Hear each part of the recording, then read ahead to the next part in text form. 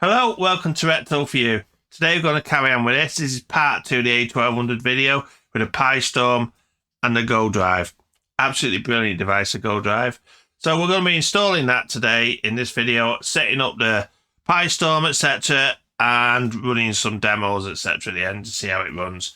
So while I've got you all here, big thank you to everybody who hit the subscribe button last week, and also to all my other subscribers. We've actually hit 700 subscribers now on the channel. That is absolutely amazing. I feel so humbled. I mean, it wasn't long ago I was celebrating 50 subs. So to get to 700 is just totally amazing. So big thank you to you all. I really appreciate it.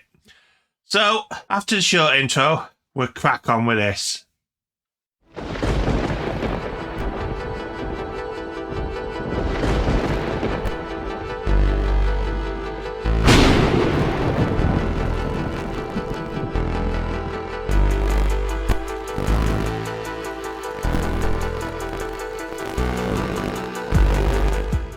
So I'm hoping now you can see this nice and clear. You can see here we have the floppy drive connector. So I've got a different view on here, and here's a power for the floppy drive. So this GoDrive 1200 that you can see here, basically you can see this connector here. This will sit over your floppy drive connector, and this connector here will go over your power for your floppy drive. So it's just a matter of flipping it over, lining it up like so. So it lines up on both. And then basically just pushing it down into place. Can you see? So it sits on place like that.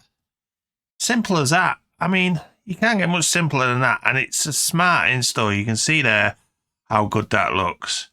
So what you got to do now is, I know you got the wire adapter. Well, that isn't for this one because it's took the power off the board, so we don't need this. So what we need is the original floppy drive cable. I've actually made the floppy drive cable up now. Now, we don't need a wire adapter to this one anyway, so what I've done, I made this short and floppy drive out of what I had left of the other. So the first thing we need to do is just plug in the power to here, like so. As simple as that. So next, run the wire around and just plug it into the floppy drive connector here. Just like so. So that's it. As easy as that, like I said. It's a nice smart install. And we'll just tuck that wire and like so to keep it a bit tidy. So what we need then is the floppy drive cable. Now, pin 1 is always marked with a red wire along here, if you can see. Very bit difficult to see on this band, but sometimes yeah. And pin 1 is marked on the board there. So pin 1 will go that away, like so. I'll just plug onto the connector on the GoDrive board. Just like so. And on the other side, into the floppy drive. Just like so that's it. Really easy. Like I said, nice easy install. Such a great device. So that's the main one done now. So all we need to do now is one more cable. So the last cable is a ribbon cable that's here. I'm just going to take this out so you can see it a bit easier. So you can see there is that ribbon cable. So all you have to do is to flick up each side. Like so. Let's do this on camera, and you can see there that that actually lifts up, pulls slightly forward. So now what you need to do is get to your end of the ribbon cable. Connections here, the silver ones go to the back of the connector. So the blue faces you and the front of the Amiga, and you just slot that in, and you just push that little clip back in like so. Make sure it's fully seated, otherwise it will not clamp place. You can see now that's fully seated, and I can tug on that and it doesn't come out. So that's, and then what we can do, we can just clip connector back on like so. That's the GoDrive connected up. Now this ribbon here will just push on through the vent and then reconnect to the little control box. So it's as simple as that. Great smart install, and doesn't, like I say, affect the Amiga at all. You don't have to cut holes in your case. You don't have to do anything. It just all plugs and plays basically. So big shout out to Dom for designing this thing. Now that this is all installed, the ribbon cable is here ready to be put together. But what we need to do first, I've cut this tape down here because I realised I taped over the connector, but we just cut that down anyway to tidy it up. The SD card fits in here. So what I've bought is this, a SanDisk 128 gig. That's absolutely massive for an Amiga anyway. So I'm just going to get this out of the packet and prepare this to go in the PiStorm 32. So I'm just going to pop it in the adapter like this. And then I'm just going to pop it into a USB reader like this. And we're just going to go onto the PC again like we did with the A600. And we'll prepare the SD card ready for the PiStorm. So as I said before, on the A600, what you need to be doing is running the administrator command prompt. So make sure you right click and click run as administrator. And just type in this part. Okay, if I spell it right. And this part will load. Now, these are the commands. First, you need to type in list disk. And you'll see there now that there's all my disks. And the final one, disk 4, is the one I've just put in, which is a 128. Now, I know it shows 119 gig, but that's fine. So I type in select disk 4. Disk 4 is now selected. Do not, like I said before, I've stipulated this many times, select your OS drive and wipe it, because you know what will happen, you'll lose everything. So make sure, it's very important that you select the right disk. So all I need to do now is to type clean. That has totally wiped any partitions on there now. And now we just need to run a few commands. So the first thing we want to do is create a small partition, 200 meg for MU68. So to do that, you simply type in create, CRE, and then part, and then PRI, and then size equals 200. So that now has made a partition primary at 200 meg, which is plenty big enough. So the next partition to select is CRE, part, create partition, primary, size equals 500. Now what's important for this, I keep putting a space, I don't think it matters, but size equals is to put ID equals 76. If you don't put that, then the Amiga won't recognize it. So that's my second one. So that'll be for Workbench basically. And then the rest of the space, I just want to create one partition. So all I've got to do is to don't put a size in. So PRI and then ID equals 76. Now, of course, that will make the partitions. Now, if you want to check those partitions, you can type list partition. Okay. So just check I've got the right disk there. Partition 200 meg, yeah. So primary partition 200 meg, then a 500 meg, then 118 gig. So you can see that there now. So we've got 200, a 500, and 118. Obviously, primary 2, partition 2 will be used for Workbench. Partition 3 will be used for games, demos, etc. Now, 118 gigabyte is a bit over the kill for an Amiga 1200, but we might as well have it if we can use it. And these run really fast on the Pi. I mean, it's quicker than using the ID on the board. So I recommend you do it this way. If you want to do it the other way, you can do. You can still use the IDE on the board, but I prefer setting it up this way. So the next thing we need to do is, now you've listed the partitions, we need to select part 1, which means it will select partition 1. Now, to make sure you've done this, if you list partition again, you notice the asterisk has moved from partition 3 to partition 1. So you can now see that.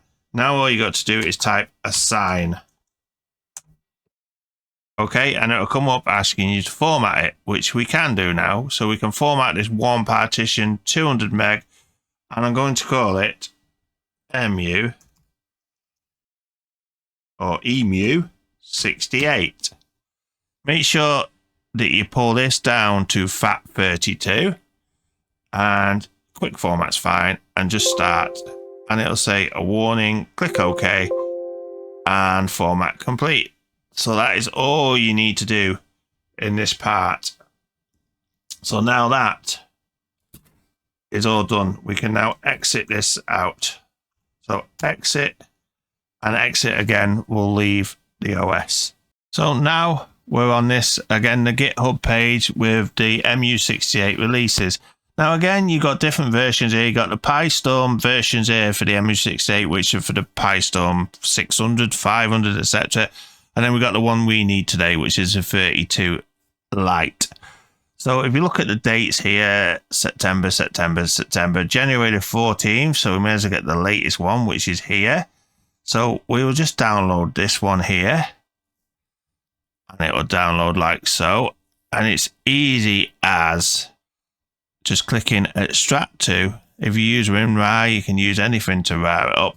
And then obviously into MU68, which we just collected, and clicking OK, which is here. And you see the config here.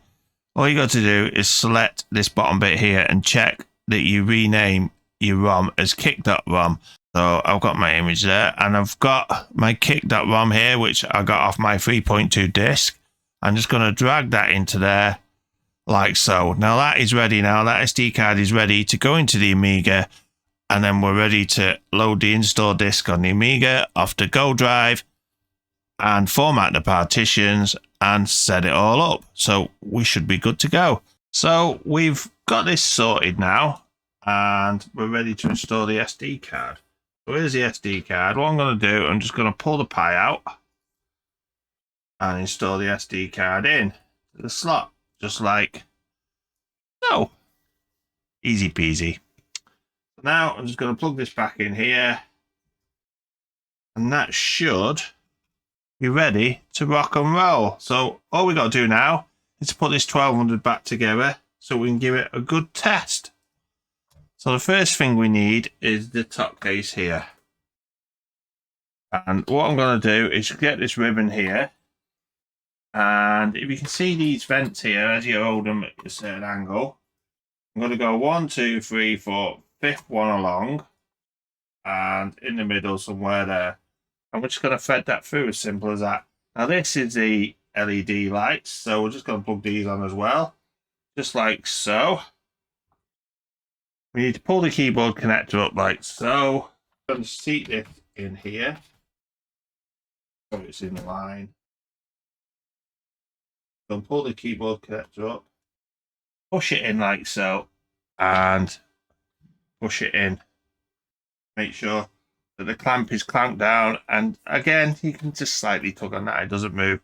Now I don't know if it's the same as the 600, but these greens seem to be far superior to the blue ones we had before. So what we're going to do now is to just tuck this wire under here to remove this in and put the case back on the A1200. Such a shame about that burn mark there, isn't it? Other than that, it would have been really good. So next, what we need to do is connect this blue cable here into the breakout box.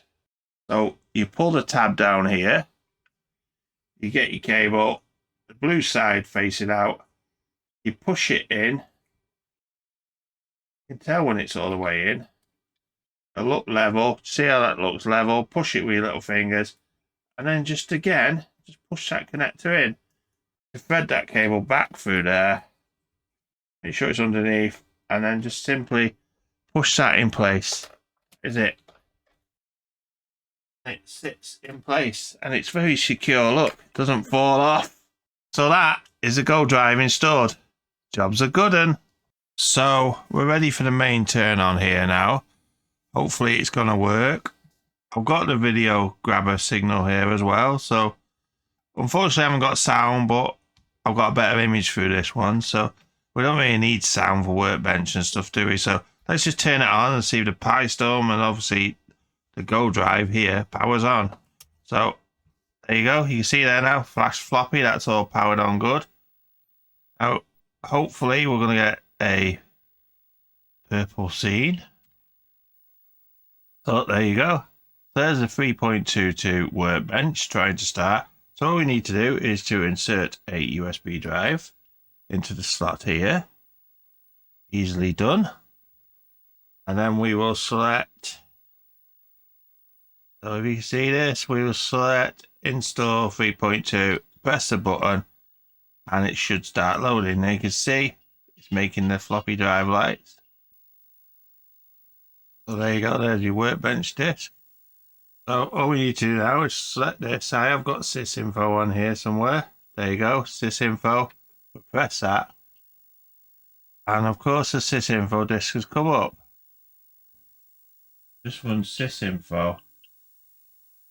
And we'll run Sysyinfo. Now we can see here, we can do a speed test. So it's computing the speed.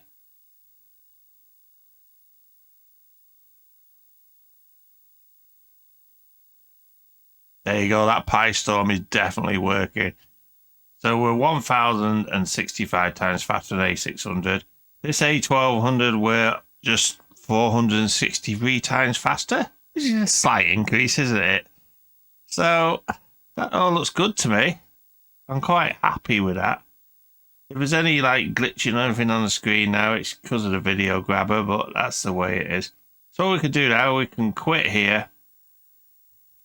And we can close Sysinfo. And we need to go back to the install disk. So we're going to install Workbench now onto that partition. Okay, so what we need to do first is to click Install 3.2. Click Install 3.2.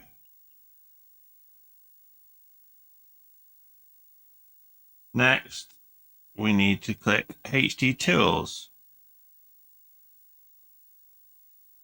After that, you need to select the HD toolbox, right click and go to icons and go to information. See where it says SCSI device here. Delete that and type in this here. BRCM dash SDHC, okay, dot device. After you've done that, just simply type save. Okay, now run HD Toolbox.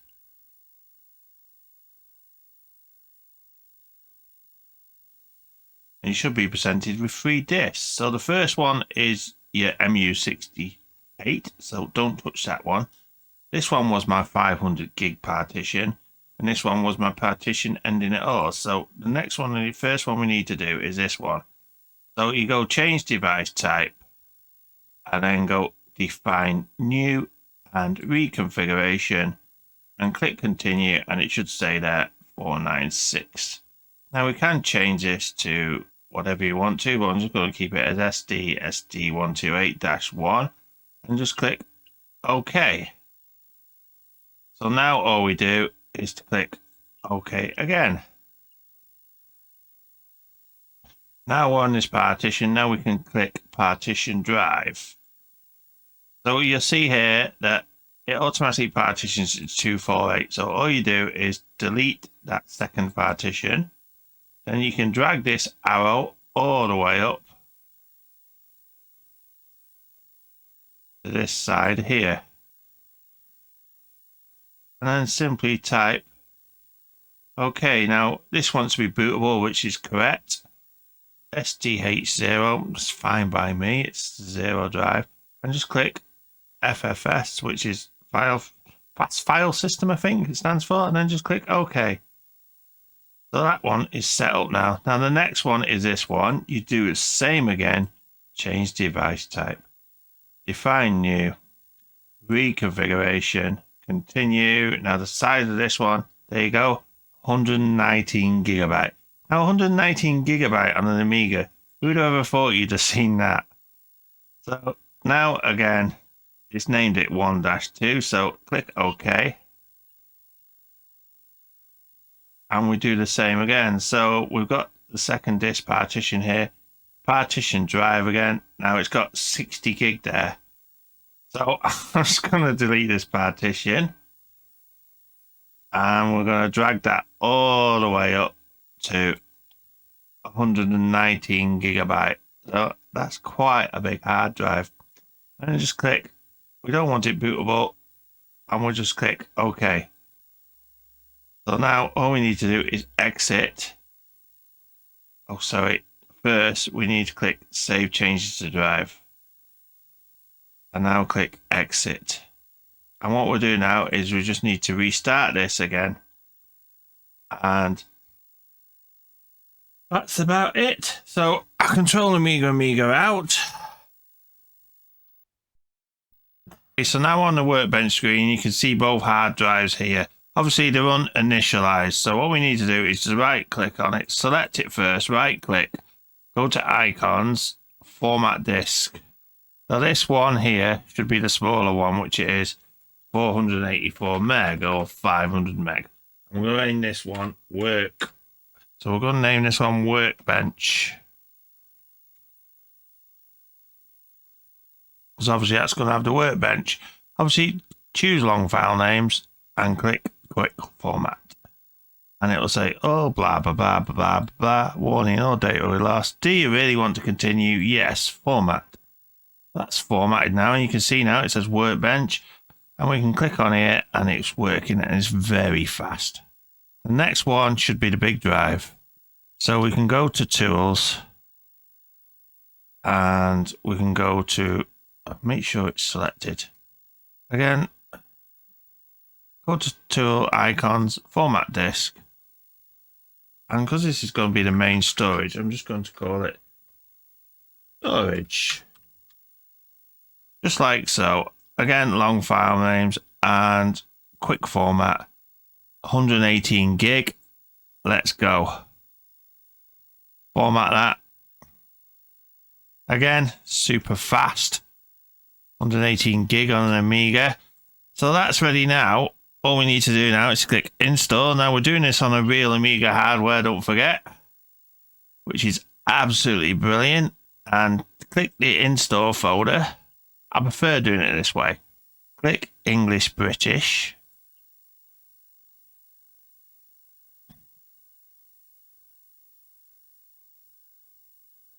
So it's asking for a local drive.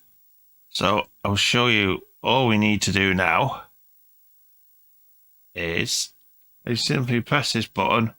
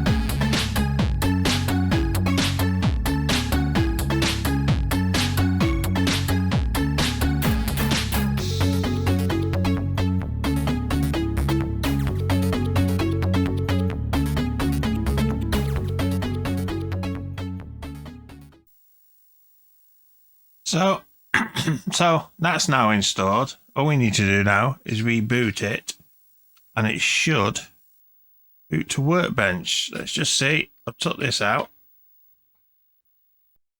and hopefully, it's gonna straight load. There you go. Look at that. Straight into Workbench 3.2. And that was quick. So we're just going to switch it to full screen again. You can see now it's working fine. Nice and fast. Like you can see, I've still got glow icons. I've still got 1.7 of graphics memory. And 362 meg of other memory. So plenty of memory. And Sysyinfo now should work. Yes, it is. So again, like I say before, we'll just prove it. It's working again. And we'll do the speed test.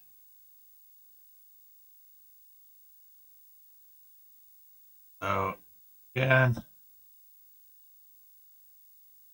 super fast. We can even test the speed of the drives, which are coming out at, what is it? Speed in bytes. So we'll do the speed test here.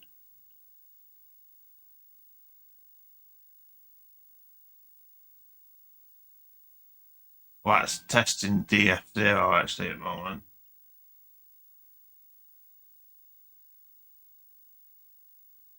I've selected it on the hard disk, should I? But we can test the drive anyway. There you go.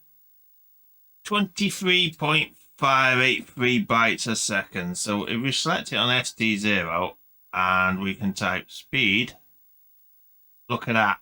That is fast. 20,164. So 20 meg a second. So I'm really happy with this. I'm really happy with this GoDrive. I can't recommend it any more than what I've recommended. It's absolutely brilliant. And if you've got an Amiga 1200 and you want an alternative to the Gotek, then I suggest you look this up and check out his website. I'm going to get some more software installed on this, obviously, over the week. You'll be seeing more of this Amiga because it's going to be my Amiga, like I said. So I shall see you soon. So hopefully you can see this. So this is my Amiga OS. I just want to show you this working now. So there's F for floppy drive, because we've still got the internal floppy drive here, which is one of the best things about this. It allows you to have both. And obviously G for GoDrive. So we can select this and you can see the disk comes up.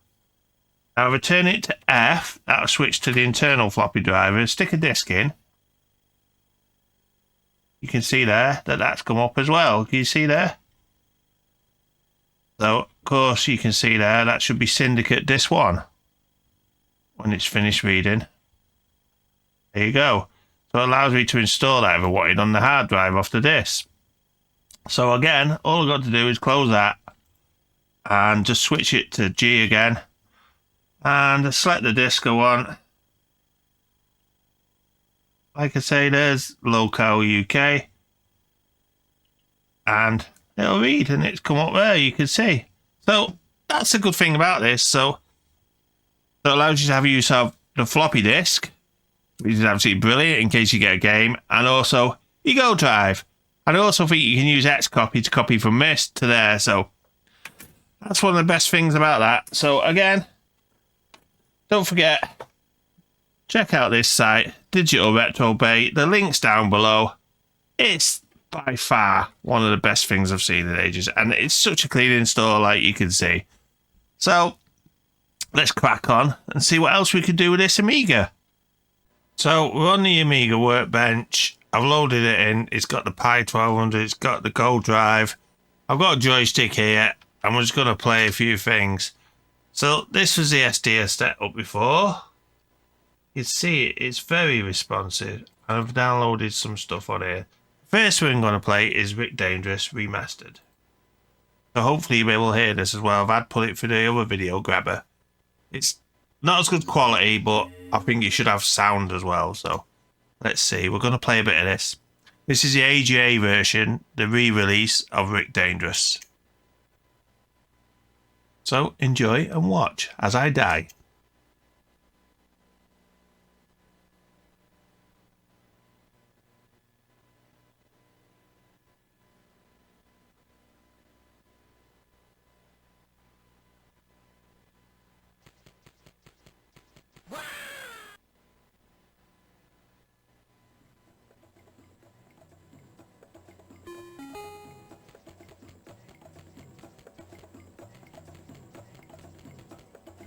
Who else wanted to sing the Indiana Jones theme then?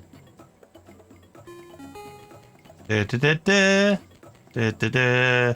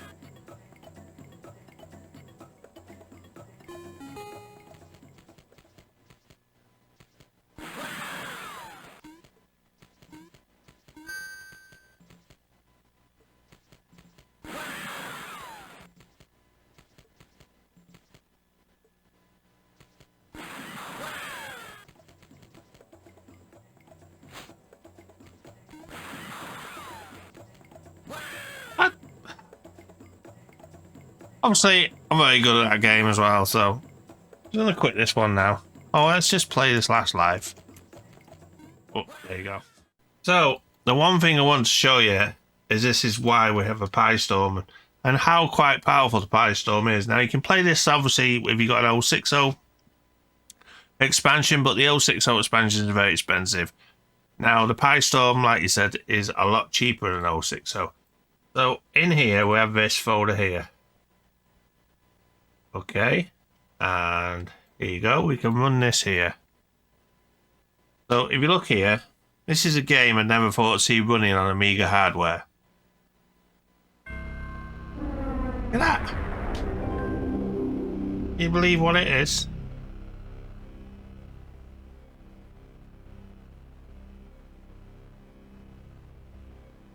Now it's not perfect, but it's very good.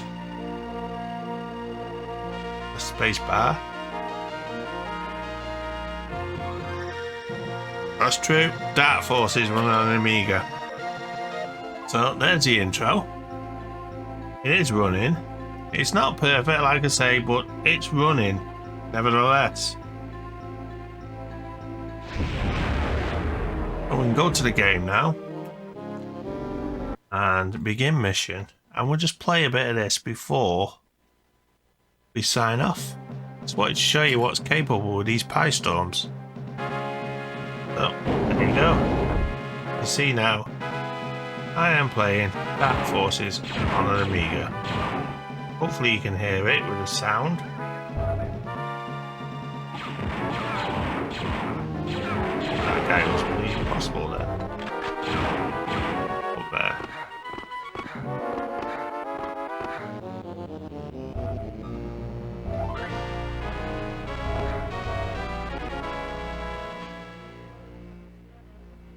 So, I think it was this way. Let's see some stormtroopers, aren't we, before we go off? So, there you go. Oh look, a stormtrooper. Oh look, a dead stormtrooper. Stormtroopers can't shoot for some reason.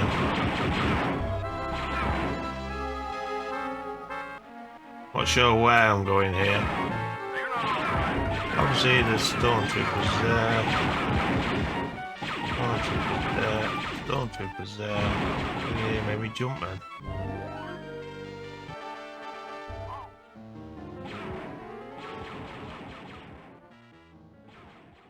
So that's about it for tonight.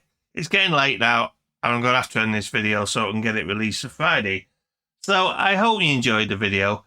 If you're new here, then please hit the like button. Please hit the subscribe button if you haven't done already, and please drop a comment down below. So next week we're going to be onto the Apple, I think. Do you remember the Apple we had in, the small Apple Plus? Well, apparently it's quite a rare model, because what I think it is, well, what I've been told it is it was originally an Apple 128, but it was sent to Apple and upgraded to a Apple Plus. So although it looks like an Apple 128, it's actually an Apple Plus, and this was done by Apple themselves. So let's see if we can get it going, because at the moment it's just continuous donging. It's like dong, dong, dong, like in a continuous loop. So I'm hoping we can fix that anyway. So I shall see you next week on Recto for You. Thanks a lot, guys. Bye.